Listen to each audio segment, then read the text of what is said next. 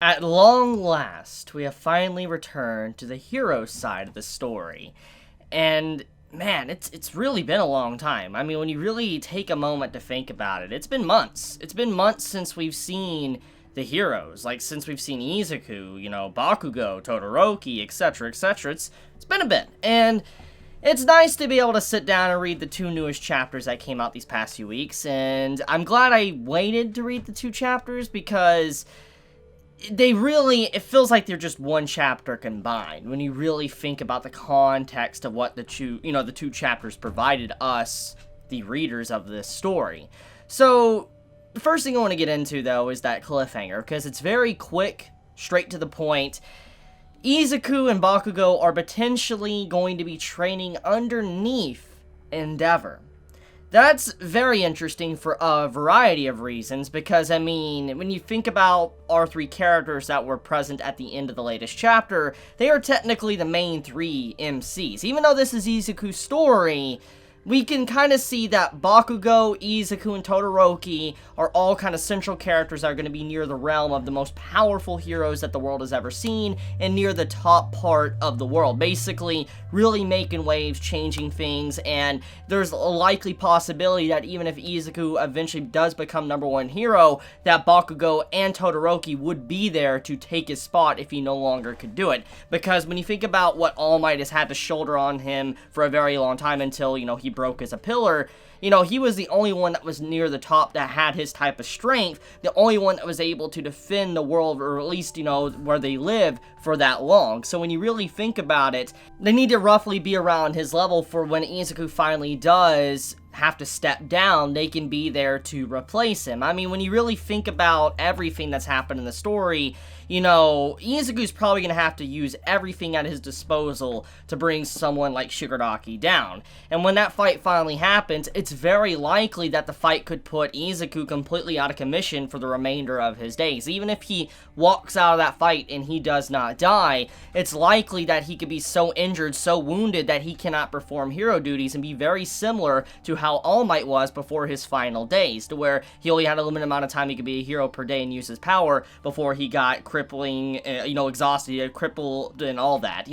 It's basically saying that there needs to be heroes in line to be able to replace him. So, it's nice to see that it's not just Izuku that we're going to be following for these upcoming chapters, it's going to be Todoroki and Bakugo alongside of him to see kind of how the training is for all three of them and how far they really can go. And I think Endeavor is probably the one character that can probably offer the most knowledge to these three, because even though he is now the #1 hero, he comes from a very wide range of experience, because he comes from someone that had to work to where he was at. Even if you don't like Endeavor as a person, like I've said many times, he is a good hero. I mean, it was demonstrated with the High-End arc when he went up against High-End, how far he would go to protect people, what he really was as a worth for a hero. And so when you see, his experiences, or what we have at least seen ourselves, we know that he has a lot of knowledge he could bestow from a different angle that Izuku and, Bakugo and even Todoroki has never experienced. Because when you think about it, Izuku's been following people like, let's say, All Might. And when you think about All Might, he was someone that was the pinnacle and all that, and he was someone that had a major duty, but he was someone that was so strong and all that, it didn't seem like there was anyone that he really could fall to.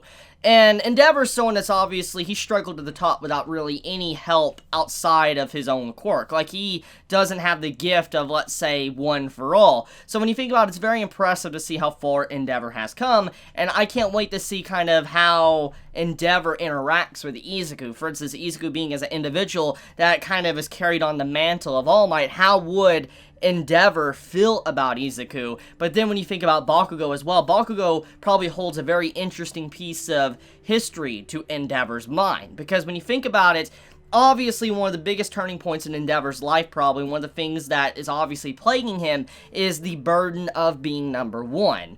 And obviously when All Might lost his #1 status, not because he wanted to give it up or he lost power because Endeavor bested him, it's because he no longer could do his job. Endeavor's going to remember those moments, and he knows the reason why that happened in the first place kind of was to save a boy like Bakugo. And so that's the big point here, is that many many people might recognize him because he's been in the public eye for a long time. I mean, he's had many interviews. I mean, we even see in the latest chapters that he had an interview and he royally messed it up. But overall, Bakugo has been constantly presented in the public eye, even if it was a negative light. And because of that, he's going to be recognized. And I could definitely see Endeavor pulling a little bit of an interest in him because of how much bad rep he has. When you think about it, Bakugo as an individual is very similar to Endeavor's personality, at least when it comes to probably interacting with the public. I mean, think about it. Endeavor has this very rough exterior. He's someone that really doesn't show kindness to those around him, and he might mean well, but overall he doesn't really express himself properly. And because that can lead to a lot of people thinking Endeavor's just a straight up jerk and not like him at all. And that's kind of the impression you can get of Bakugo, and I think many of us can agree that's what we thought of him when the series first began. And yes, he was a bully, but we know he's changed a lot since then. He's went through so much character growth / development, so you can't even really say he's the same character. But if there is one person that could probably correct Bakugo's overall personality and help him out, it probably would be Endeavor. Endeavor would probably be the #1 individual that would give him the most training and help to allow him to understand how to work in the hero field. And like I said, Izuku, he's someone that needs to learn from Endeavor because Endeavor is the #1 status, and eventually he's going to have to take that mantle and learn the burden himself. So because of that, it's going to be incredibly hard, and he needs to learn what Endeavor's going through to see from his own perspective. But okay. Anyways, with that out of the way, I guess I was a little bit longer than I expected to be. Let's get into everything else. So, the traitor. That was something that was definitely presented in the latest chapters, is that with it now reaching a certain time within the My Hero Academia verse, Christmas is upon them, or it did happen technically in the latest chapter, you have it to where the supposed spy, the rat within, UA, would have been found out by now, but nothing has necessarily happened, and it's something that has kind of been the major topic of discussion for a very long time. Many fans of My Hero Academia for a very long time have discussed and theorized who could be the traitor within the students, and if it's not the students, it has to be one of the teachers. And there's a variety of people that have constantly brought up different theories and stuff that seem very true.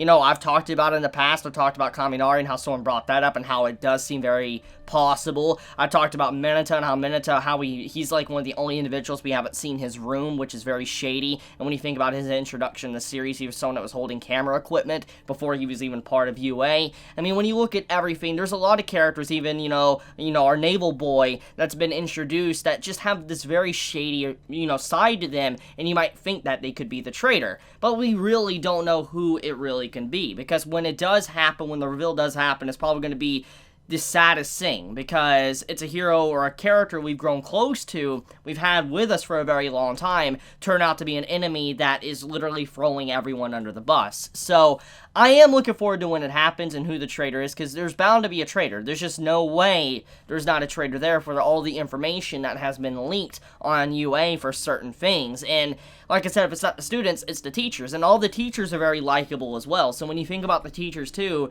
it's very bad. And many have presented that it could be, Mike that could be the traitor. I don't even want to think about Aizawa. I couldn't believe it would be him, but if it was, that would be sad as hell. And then just like Midnight. I mean, there's a lot of questions that you can get. So because of that, it does make me wonder, truthfully, who the traitor is, and will we find out very soon? Because with everything now going on with Hawks, and how he's probably going to end up dead, what's going to happen with the new traitor, like the traitor that we find out? There's just so many questions I have. But enough with that, though. Let's talk about the situation with just the school life of the characters. There's a lot that you can kind of dissect within the chapter I didn't review like a week and a half ago to the newest chapter that just came out this week. Basically, there is a lot. And the first chapter that I want to talk about is the latest, like the earliest one, like the one that I didn't review like a week or so ago.